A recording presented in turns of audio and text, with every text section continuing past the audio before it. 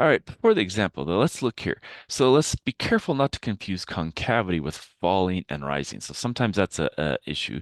So the graph is concave upward on an interval, may be falling, rising, or both falling and rising in that interval. So a similar statement holds for a graph that is concave downward. So let's look at these figures.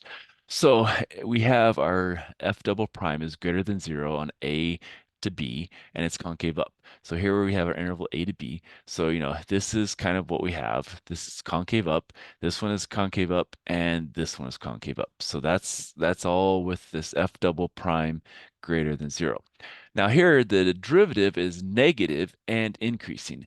So our interval, the derivative is negative and increasing. The graph of f, though, is actually falling. So here, our graph is falling, and so that's kind of a thing we have to think about how the different pieces work. Here, the derivative is increasing from negative to positive, and the graph of f falls and then rises. Okay, so that's kind of a key here. The graph of f is falling and then rising. And here the derivative is positive and increasing, whereas the graph of f is rising.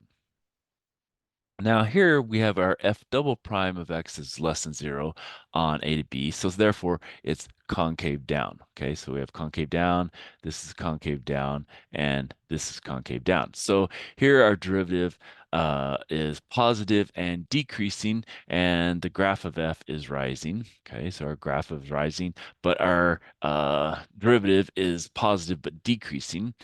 And here, f prime of x decreases from positive to negative, and our graph of f rises and then it falls. So, it rises and falls, but the way the derivative works, it's the other way.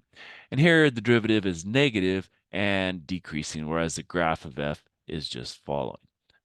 Okay, so that was kind of something we needed to kind of talk about here before we actually get to looking at an example. So hopefully that will help explain a little bit there.